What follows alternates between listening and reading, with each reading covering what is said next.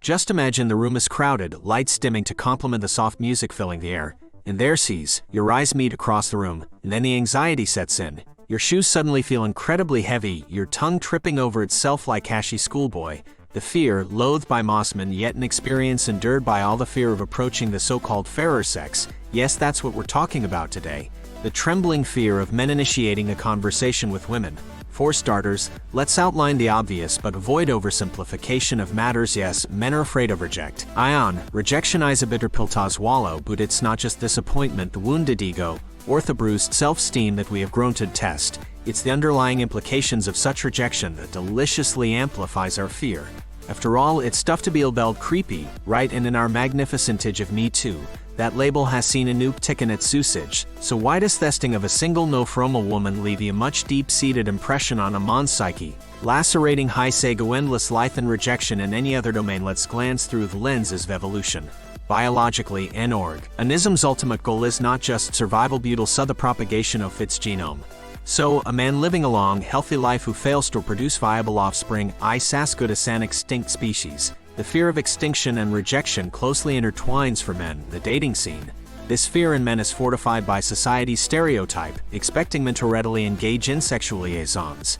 It's a high-stakes game, where the inability to reproduce can signal extinction.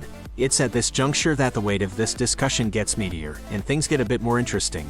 Modern men entrance debith, tantalizing specter romantic love, have now made women the crucible for their self-worth. Kalathi twistafator theranyo evolution, that men who once fought battles and duels to prove their mettle, now pleads for her approval. It is as simply as this. When a man approaches a woman asking, "Can I buy you a drink?" High symbolically asking, "Do you think I deserve to exist now?"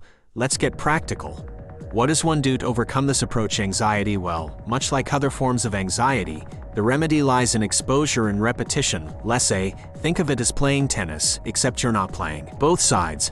Approach enough women to garner an emotional lyric experience that gradually unfolds the intimacy of the interaction. And remember, you're reserving the ball. If she's interested, you'll get an easy volley. If she's not, chalked up to experience, play the next round.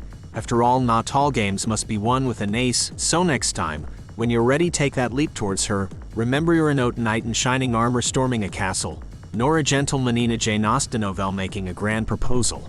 You're just a man, Ammon with his desires and insecurities. Your job is to serve the ball. ND leather play. Don't forget, gentlemen, there's no magic formula, not clever pickup line for this. It's you in your raw natural self that should shine through.